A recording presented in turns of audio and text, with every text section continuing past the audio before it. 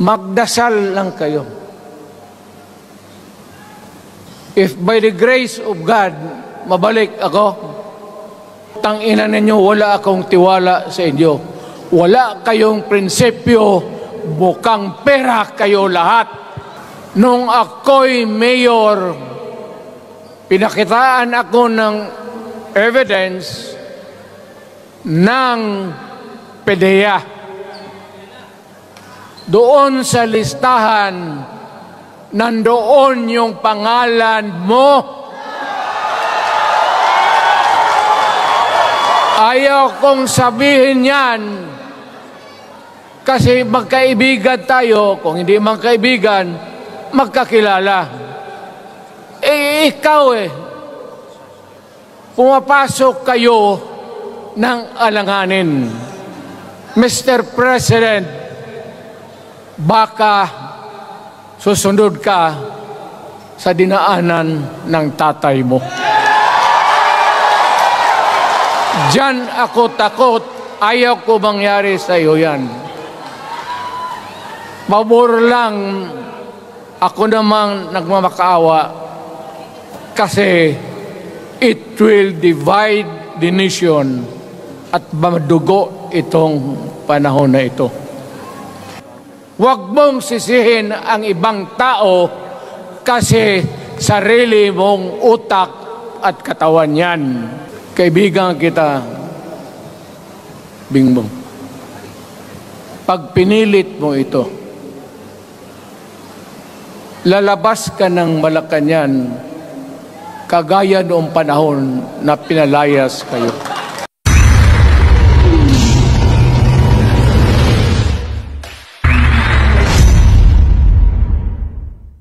They would convert the Congress into a constituent body and propose the Constitution.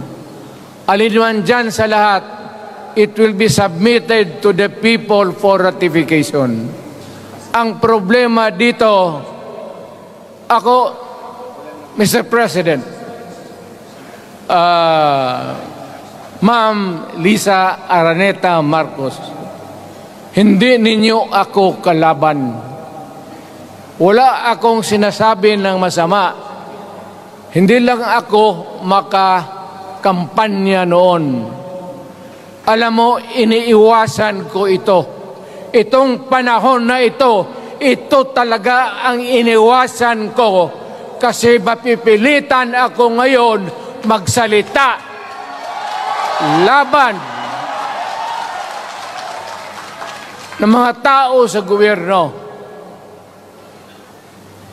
Alam mo, Mr. President, hindi ako maghingi ng tawad. Kagawan mo yan It is your responsibilities sa sarili mo. What you do in this world binds you. Iyo yan. Huwag mong sisihin ang ibang tao kasi sarili mong utak at katawan yan. Nung ako'y mayor, pinakitaan ako ng evidence ng PDEA. Doon sa listahan, nandoon yung pangalan mo. Ayaw kong sabihin yan kasi magkaibigan tayo. Kung hindi magkaibigan, magkakilala. Ikaw pumapasok kayo ng alanganin. Mr. President, baka susunod ka sa dinaanan ng tatay mo. Diyan ako takot. Ayaw ko mangyari sa iyo yan. Pabor lang, ako namang nagmamakaawa kasi it will divide the nation at madugo itong panahon na ito. Alam mo, Mr. President, sabihin ko maya sa tao kung ano ka. Noong unang panahon, hindi tayo puro Bisaya nagkita-kita doon sa Luzon. There was a community of Filipinos. Galing Visayas, galing Ilonggo, galing Waray, galing Mindanao, galing Hulo, galing Lanao, Cebu, Samar, at Taas, Pampanga, Apare. Nagkita-kita yung mga minono natin. Kasi hinawakan tayo ng Espanyol, pati Amerikano. Nung dumating ang panahon na tayo'y nagkaharap na, sabi ng mga lolo natin, ano ang gawain natin sa bayan natin? Pwede ba tayong magbarangay-barangay lang o magkaisa tayo? Di na bale, iba-iba ang salita natin.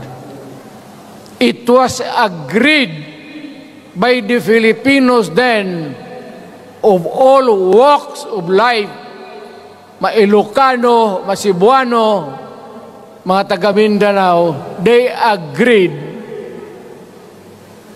to form a constitution. Alam mo, yung constitution parang bahayan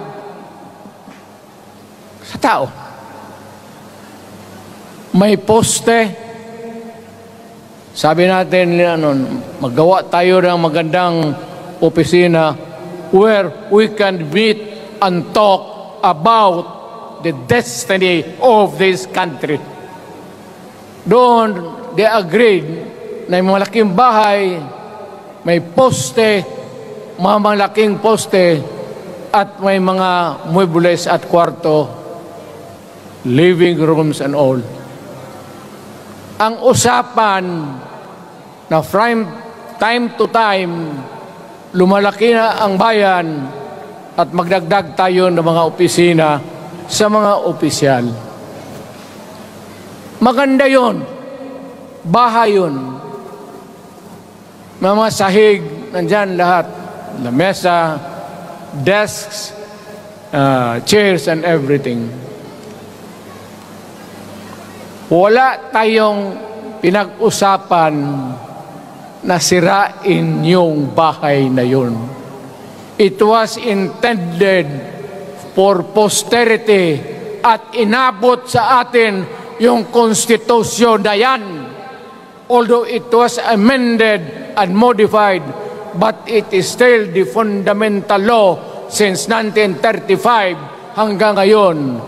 At what keeps in Ilocano, Bisaya, Waray, Moro, bakit tayo nagkaisa? Magkaiba ang salita natin, ang pagkain, iba. Ugali, iba. Bakit tayo andito ngayon? Dahil sa isang bahay. Yung bahay na yan, yung papel, the Constitution. Ngayon, ang Constitution is supposed to be a permanent thing. Ang batas na binigay ng Constitution sa Congress, sa lawmakers, they can make laws every day, modify, change it if they want, every week. Okay lang yan. Huwag ninyong pakialaman ang Constitution kasi yun ang bahay opisyal ng Pilipino. Anak ka ng... Bakit pumasok sa utak ninyo yung People's Initiative? Anong nakain ninyo? There's nothing wrong with the Constitution right now. The environment in the Philippines seems to be positive, okay. Wala namang problema. Araw-araw, nakikita tayo. Punta Maynila, marami akong kaibigan, mga brad ko, mga classmate ko. okay ang buhay natin. But suddenly, nandito yung People's Initiative. Alam mo, sa umpisa pa lang, nagdududa na ako. Bakit? People's Initiative manggaling sa tao. Dapat yan galing sa mga purok at doon sa barangay at doon sa DILG, ipasa nila sa syudad, sa probinsya at sa national office. Dito mga congressman,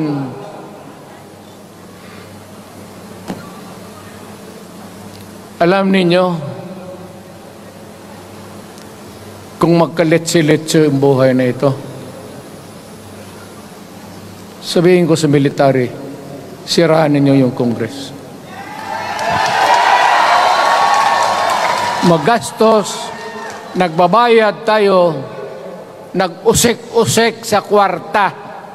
Sige pamayad para People's Initiative. So, what is the motivation? Galing ba sa puso ng tao yung pinipirma niya? Hindi yung pirma niya yung petition para ito, kaming nagsipirma dito, pumayag na merong pagkaiba ngayon sa Constitution. Pirma lang, pati pera. Anong klase yung putang inang yun? Ganon na lang ang tingin ninyo sa Pilipino. Pagka ganon, maghiwalay-hiwalay na tayo. Kayong taga Luzon, pumunta na yan sa Mindanao, mag-declare na lang tayo ng independence separate. Bakit binababoy ninyo ang bayan natin? Ako naging presidente, ako naging mayor, ako naging congressman. Ang sinasabi ko sa inyo, putang ina.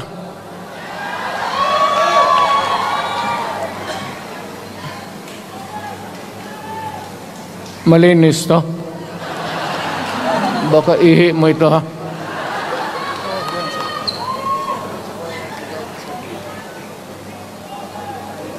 Kakaubos talaga ng laway itong...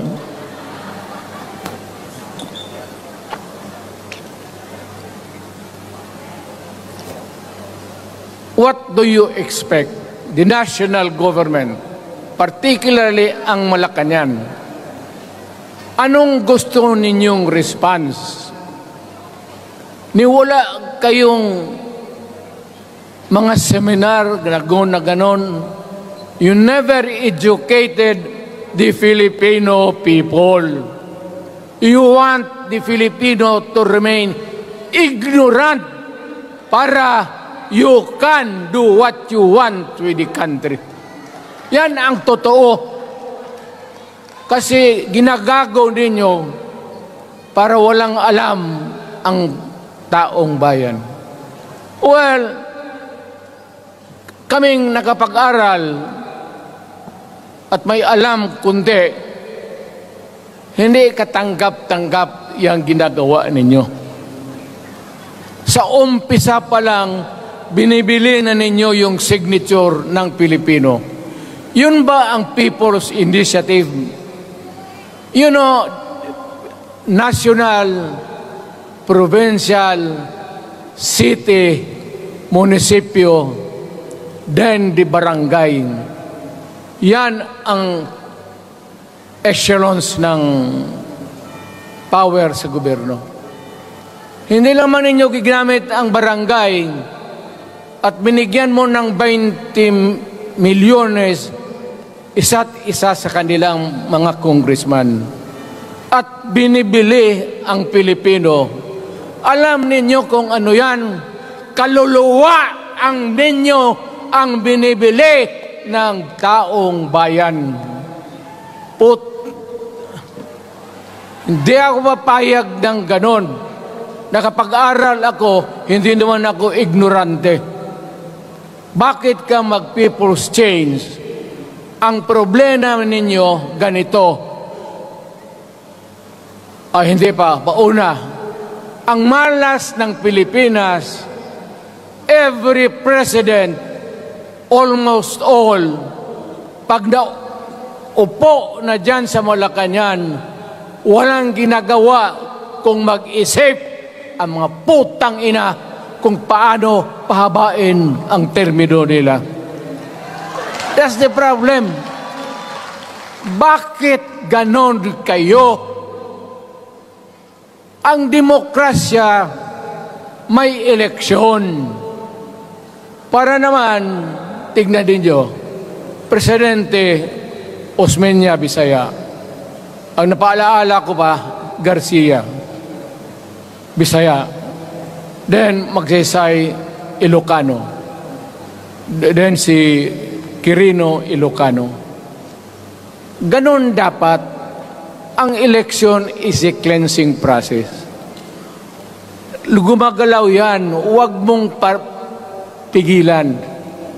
Ngayon, kung ikaw nandyan, naupo ka, you stop the process of governance, hintuin mo, kasi pahabain mo ang termino, gusto mo. Sabi ko nga sa iyo, Mr. President, kaibigan kita, Bingbong. Pag pinilit mo ito, lalabas ka ng Malacanang kagaya noong panahon na pinalayas kayo.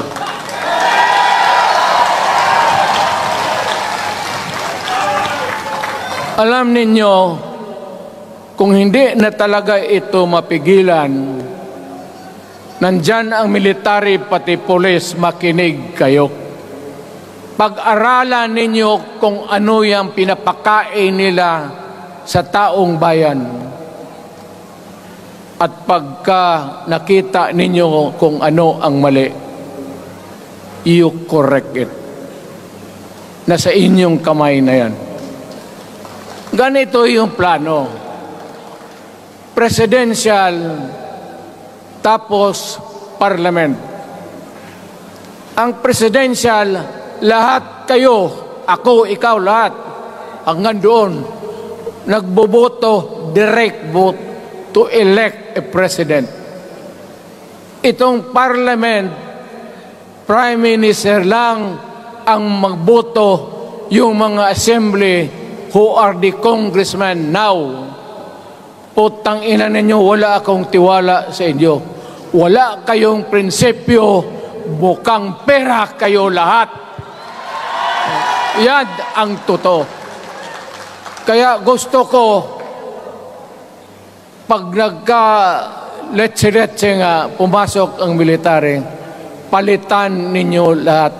Arestuhin ninyo kasi nagsasayang ng pera at yung ginagastos nila is a fraud, swindling ang ginawa nila. You must account for the wasted money, for the money that you bought the signature of a Filipino. Bribery.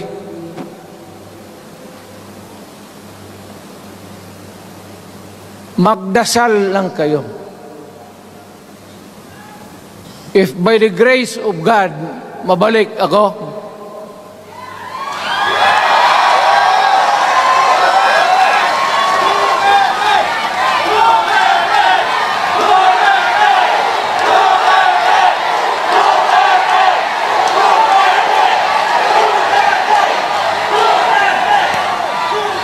milagro lang naman yan, hindi ba yan totoo? Utang ina ko, mabalik ako, arestuhin ko kayo lahat for the swindling of the Filipino people. You committed fraud. Pinagsayangan ninyo ang pera namin. People's Initiative does not involve buying the vote or the signature of the Filipino. Talagang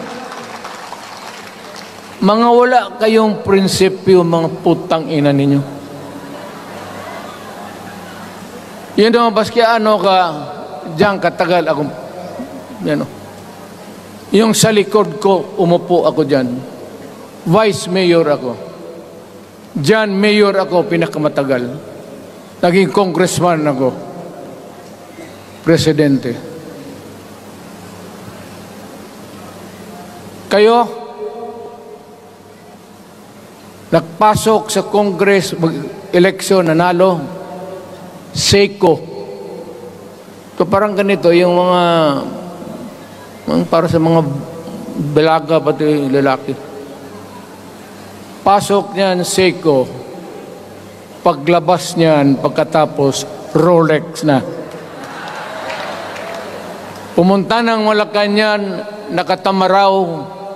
Paglabas niyan, nagka-Mercedes-Benz. Busog kayo lahat. Tingnan ninyo yung mga bahay noon ng mga congressman at tingnan ninyo ngayon kung ano kayaman sila, lalo na yung mga bahay nila sa Maynila.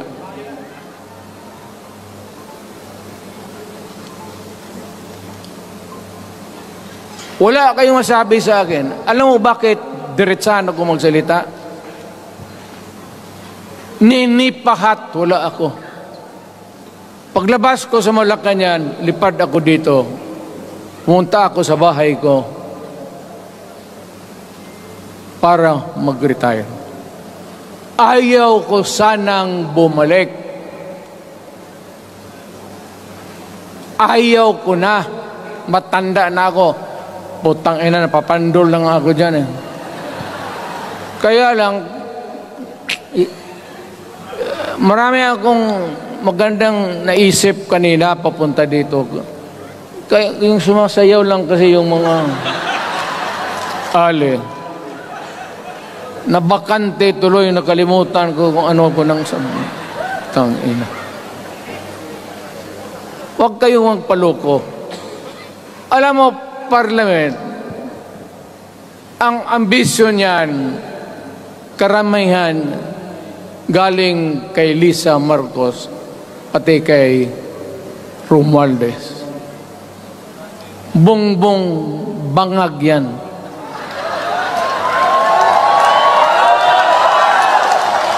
That's why sinasabi ko na sa inyo ngayon, si Bongbong Marcos bangag noon, ngayong presidente na, bangag natin ang presidente. Kayong mga military, alam ninyo yan. Lalo na yung nasa Malacanang. Alam ninyo. The Armed Forces of the Philippines, alam ninyo. May drug addict tayo na presidente. Putang inang yan. Ayun ang, bakit ako nagkaroon ng kaso ng ICC? Sabi nila, pinapagpatay ko raw yung mga drug user at drug addict. Mabutit na lang, wala na ako sa pwesto, baka kasali ka pa. No, Mr. President, pinilit ninyo kami. Kayo yung sa Bisaya, kinikitoy mo yung Pilipino. You are testing the waters. Not even. You are, pushing to the limits ang pasensya ng Pilipino. Huwag na huwag mong gawin yan. Huwag mong gawin yan, huwag mong ituluyan, kaya magkagulo. Pag hindi namin napilitan kayo sa mga rallies, sa aming mga boses, ang sentimento namin, ako'y sinasabi ko sa military, nag-hemorrhage ang bayan, gastos dito ng gastos doon. Tapos kung mag-speech, ang pinag-usapan ang putang inang pobreng Pilipino. Gastos dito, gastos doon. Mga military, maawa kayo sa bayan. Pag hindi namin kaya, gawin na ninyo. Gawin ninyo, kawawa ang Pilipinas. Alam mo, Presidente, tapos mag-parliament, tumatakbo ng assemblyman o congressman niya si Sandro, tapos ipasok nila sa assembly, gawain nilang prime minister. Yan nga ang sakit ng Pilipino. You want to perpetuate yourself in power at the expense ng buhay ng bayan. Mabuti sana kung bright kayo. Kung drug addict ka lang naman at may asawa kang hungry for power, tapos may isa itong taga Leyte, gusto siyang mag-prime minister at gawin niya itong bongbong, diyan ka lang, ako ang bahala. Ceremonial president ka na lang. Ako na ang magpatakbo ng bayan sa parliament. Yan ang plano nila. Yan ang hindi talaga matanggap natin. Kalukuhan niyang putang inang. Huwag kayong, alam mo, bakit ako makipag-away ng presidente? Marami siyang sundalo. Kaya natin, kayong pumalag, pero there is always a time for everything. May panahon na ikaw ay sikat. Sa ayaw mo at sa hindi, may panahon ka talagang bababa dyan sa Malacanang. Gaano katagal ka man to hang on to the power, that is for God to decide for the nation. Kami, patayin ninyo, wala na akong silbi. Tapos na ako, naging presidente na ako. Nakatikim na ako ng pag-upo ng silya dyan sa Malacanang. Ganoon na lang ang ang alaga ko sa bayan. Alam mo ba, tanungin mo yung lahat ng senador, magbisita sila, isang kanin, isang pork chop o isda, sabaw. Noong panahon ko, sabi ko, yan lang ang mapakain ko sa inyo. Walang steak kasi mahal yan. Hindi natin pera itong kinakain natin. Yan ang totoo. Magtanong kayo ng taga-Malacan dyan. Hindi ako nagpabibida. Sinabi ko lang, huwag ninyong kalimutan, Mr. President, ang delikadesa. Mahirap yan. Magkaroon tayo ng... Ngayon, mula naman, yun naman lang ang dapat lang pagpintuhan natin. Huwag kayong pumayag dyan. Binabastos kayo. Anong bakit? Bakit nadalhin tayo sa parliament? Anak ka na. So pag doon, kontrolado na nila, pati yung anak na assured na maging... Yan nga ang mahirap eh. Lahat na maging presidente, ang pamilya nila, walang inisip kung hindi paano titira dyan hanggang sa matapos ang panahon. May I remind you, itong election, papalit-palit ito. Para sa lahat, mayroong Ilocano, may Bicolano, may Bisaya. Hindi mo pwedeng suluhin yan. The election is a cleansing process. It does not, it's never the intention of the whoever wrote the Constitution na ikaw, isang Pilipino, taga-Paway, taga-Batangas, taga-Davao, ikaw, Rodrigo Duterte, nandiyan ka na, huwag ka nang umalis. It was not the intention of the lawmakers. Demokrasya tayo, Mr. President. Huwag mong kalimutan na isang term ka lang pagkatapos bababa ka na. Pag ayaw mong bumaba, utang ina magkagulo ang bayan, sabihin ko sa inyo. Ngayon, nakikinig kayong mga military. Gusto ninyong iwasan ang dugo? Kayo lang ang makapigil nito. Putang ina, pigilan mo yung kalukuhan na yan.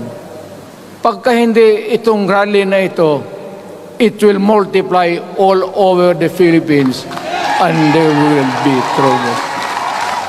Ako ang nauna kasi galit ako. Dumaan ako ng presidente. Not even for a minute did I think or was thinking of extending my term even for one day. Nung natapos ako sa araw na yon, bumaba ako, sumakay ako, lumipad ako dito sa Davao. Ikaw, Mr. President, hintayin mo yung 6 year, kalimutan mo na yung kay Romualdez, kasi yan ang magpahamak sa iyo. At maraming magagalit sa iyo, pati na ang militar. Kaya hindi na ako magtatagal. Yun lang ang dasal ko. Reject. Protect the Constitution. I am calling now the armed forces and the PNP. Protect the Constitution. Trabaho ninyo yan. Huwag ninyong kalimutan. Kami, inyong dapat, you should worry about the nation. The millions of Filipinos. Huwag kayong mag-isip lang ng isang pamilya. Putang ina. Ilagay ninyo sa utak ninyo yan. Bahala kayo. Balang araw, magsisihan. Pero kasi umuulan naman, hindi ulan. Hindi. Shower lang yan doon sa Malacanang. Ginagawa nila pasirit doon.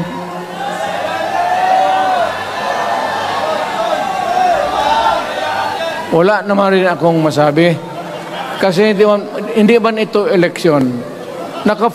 Nakafocus lang ako sa People's Initiative and the way that they are handling the process of the People's Initiative. Ang nangyayari ngayon, hindi yan People's Initiative, kung hindi buying the people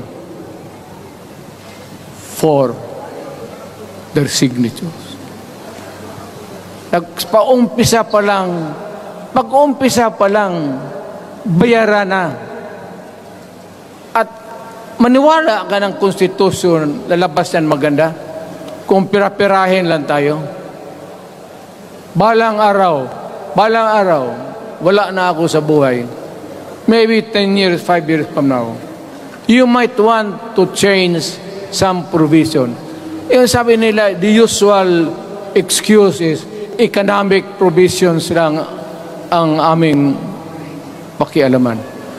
Putang ina, huwag kayong maniwala dyan sa mga yawa na yan.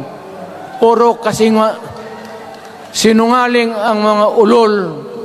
Alam mo, pag nagtawag ka ng Constitutional Convention through People's Initiative or when you open the Constitution, hindi mo pwedeng limitahan ang powers na yan. It's unlimited. Kung ano ang gawain nila at kung ano ang utos ng may pera, kung bayaran sila, ipagbili talaga tayo. Ipauhanin na lang ako, naghingi ako ng may mga congressman dito. Ito yung matitino. Nandito si Congressman Alvarez. Pumunta talaga siya. Hindi mo kasi niya ako hinayaya.